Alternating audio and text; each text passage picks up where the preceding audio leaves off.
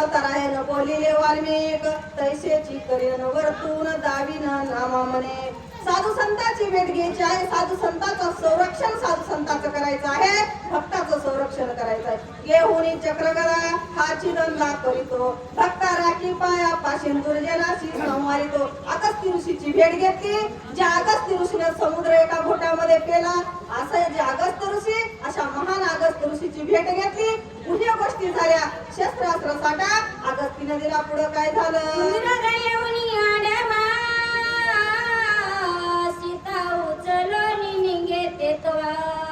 राम करुणी बाणला महाभाव मारिला. आणि मग ज्या वेळेस दंडकारण्यामध्ये मार्गक्रमण करीत असताना प्रभू रामचंद्र पुढं, त्याच्या पाठीमागे लक्ष्मण आणि लक्ष्मणाच्या पाठीमागे सीता असताना विराट आडवाला सीता उचलून घेऊ लागला. त्यावेळेस प्रभूने काय केलं? बाण सोडला, विराटाला मारलं. जटायुशी सखे पडिले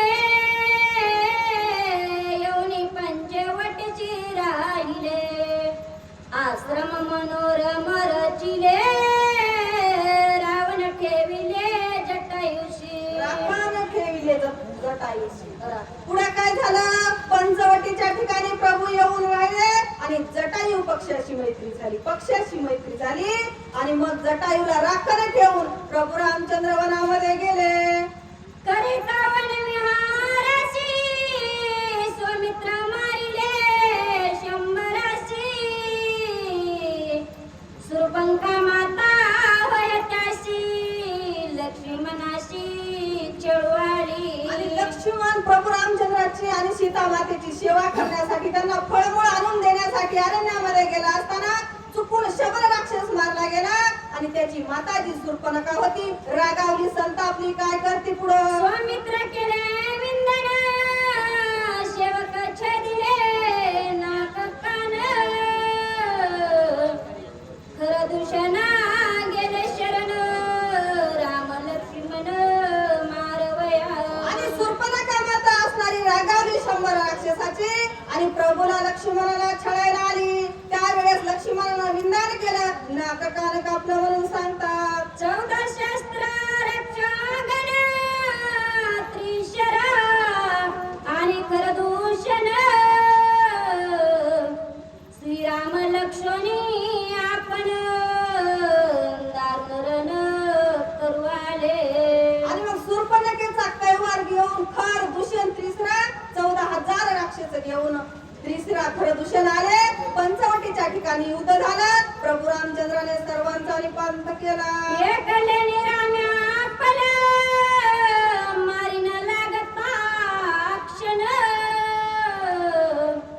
मुक्त करोनी जनस्थान दिजादान दिदले. प्रभूला काय अशक्य? मी बोलविल्या वेदू बोले, मी चालविल्या सूर्य चाले, मी हालविल्या प्रणू हाले, जो सर्व जगाशी चाळीता. अशा प्रभूनं एका क्षणामध्ये 14,000 राक्षसांचा निपात केला, मारला त्यांना. आणि जनस्थान कुणाला? ऋषी मुनींना दान दिलं. कारण ऋषी मुनींना ते यज्ञ करू देत नव्हते, यज्ञ याग करू देत नव्हते, त्रास देत होते. त्याच्यामुळे ऋषीला दान दिलं म्हणून सांगतात. ऐकोनी ती माता तळमळी लंकानाथ. सीताहरणैसी उद्धत चलन आरत करवाला. आणि मग ब्रह्मानंद दान दिलं. ब्रह्मानंद जर दान दिलं तर दुष्टाला काय होतं? दुष्टाचा चळकाप होतो, दुष्टाला वाईट वाटतं. रावण काय करू लागला? तळमळ तळमळ करू लागला. काय करतो पुढं? मृग वेष दिला मारीचाशी देखता सीता उल्हासी. त्याचा मागे कांचळशी श्रीराम त्याशी मारू केला. रावणाने काय केलं? कपट केलं. कारण समोर लढण्याची किंवा समोरासमोर रामाला भिडण्याची रावणाकडे ताकद नव्हती. कपट केलं. मारीच मामाला मृगाचा वेश दिला, आपण गोसावी झाला आणि गोसावी होऊन सीतेकडे भीक मागायला गेला. मायाचा मृग निघे माहेरी राम काढणी नेला दुरी. जटाईच गेला नंतरी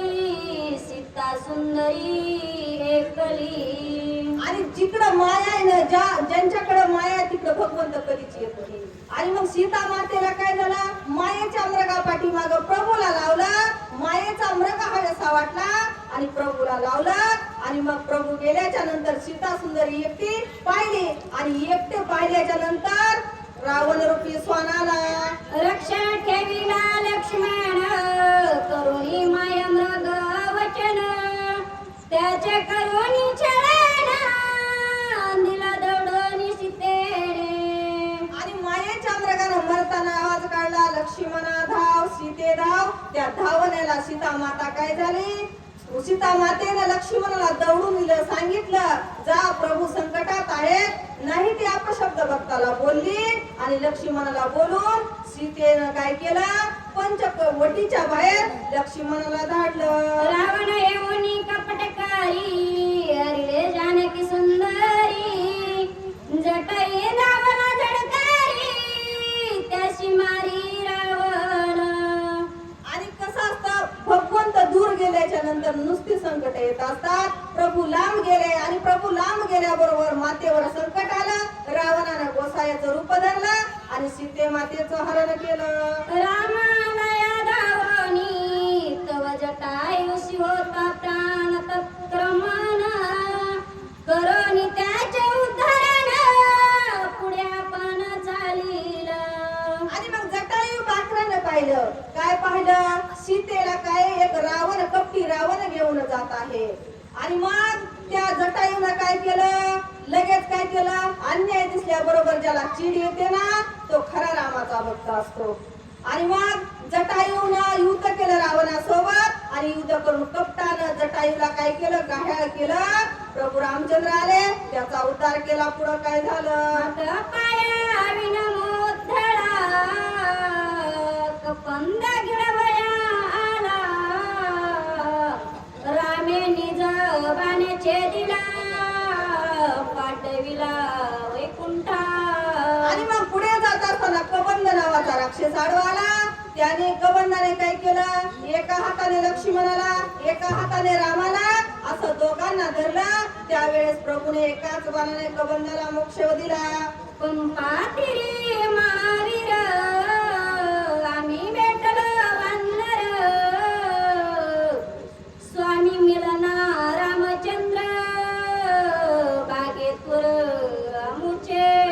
आणि पंपा सुरवारावर ज्यावेळेस प्रभू आले त्यावेळेस काय झालं, आमचं भाग्य फळाला आलं. म्हणजे धन्य आजी दिन झाले संतांचे दर्शन किंवा जन्मोजन्मी आम्ही बहु पुण्य केले म्हणून विठ्ठले कृपा केली. या भगवंतानं कृपा केली बाबा, त्याच्यामुळं आमचं वानर कुळ धन्य झालं. वाणी सुग्रवावर भारी दार राज्य हिरोनी जडकरी आम्हा घालूनी बाहेरी राज्य करी किसकिंदे. आणि मग किष्किंधेच्या ठिकाणी वाली आणि सुग्रीव हे दोन बंधू होते. त्या दोन बंधूचं वैर होतं कशासाठी, द्रव्य आणि दारा. खरं भांडण भावाभावाचं द्रव्यासाठी आणि दारासाठी लागतं. आणि मग त्यांचं भांडण लागलं होतं. त्यावेळेला प्रभू आले. अन्याय सहन भगवंताला झाला नाही. यदा यदा ही धर्मस्य ग्लानिर्भवतो, भारत धर्मावर संकट ज्या वेळेला येतं ना त्यावेळेस प्रभू अवतार घेत असतात, कारण धर्माची स्थापना करायची असते. मग अन्याय भगवंताला सहन झाला नाही. वालीला मारला, सुग्रीवाची पत्नी आणि राज्य सुग्रीवाला दिलं. शरणाला रामाशी रामे पुढविले अम्माशी मारोनिया वाळीशी सुग्रीवाशी स्थापिले. आणि भगवंताचं ब्रीद आहे, जो मजशी होय अनन्य शरण तयाचे निवारी मी जन्म मरण या लागी शरणांगता शरणमीची एकू. हे भगवंताचं ब्रीद आहे. आम्ही शरण आलो, आमचं मरण चुकलं आणि पुनरपी जननम पुनरपी मरणम पुनरपी जननी जठरी शयनम. पुन्हा पुन्हा या अवस्थेतून आम्ही मुक्त झालो. वाणी सुताई व राजा करोनिया सीता स्तुतीची आकाजा जडकरी पाठविली ओझा सांगते मज निदले. आणि सुग्रीवालाही मुक्त केले, वालीला मारून मुक्त केलं. राज्य दिलं आणि मग अंगदाला सुग्रीवानं माझ्या सोबत दिला. सीताचा शोध घेण्यासाठी आम्ही गेलो आणि सीतेचा शोध केला. सीता सुदी आणि नीती मग निघाले लवलाई कपी सैन्य चालवित पाही दोई बाई रघुराजा. आणि हनुमंतराय सांगू लागले, हे भरत ऐक म्हणले, मी काय केलं, अंगदाला सोबत घेतलं, सैन्याला सोबत घेतलं, सागरावरून उड्डाण केलं आणि लंकेमध्ये जाऊन सीताचा शोध आणला. आणि सीताचा शोध आणल्याबरोबर प्रभूनं काय केलं, दोन्ही बाजूला वानर, मध्यभागी भगवंत चालले आणि समुद्रावरून सेतू बांधून सुवेच्या ठिकाणी गेलो. विभीषण शिकारी रावणाशी न मानिक त्याच्या वचनाशी लाता हानितला त्यासी तो आला रामापाशी पैशरण. आणि मग रावणाचा धाकटा बंधू विभीषण हा महात्मा होता आणि त्यानं काय केलं, बंधूला शिकवण्याचं काम केलं, त्याचं कर्तव्य त्यानं पार पाडलं. परंतु रावण हा अहंकारी होता, त्याने ऐकलं नाही, युद्धाला तयार झाला. वानर सैन्य अप्रमित हाती पर्वत झेलित सागरी घालिती त्वरित येळाची सेतू बांधिला. आणि वानरामध्ये सैन्य एका चढ एक सैन्यात नळ निळ जांबीवंत अंगद आहे, एकमेकापेक्षाही बळी असे असणारे वीर वानर सैन्यामध्ये रामाच्या सैन्यामध्ये आहेत. त्यांनी काय केला, हाताने चेंडू सारखं पर्वत झेलत सेतू बांधला. तरुणिया लंकाला वानर प्रवेशले दुर्ग यागी यवनी वस्तू सेवक अनेक जाळील्या.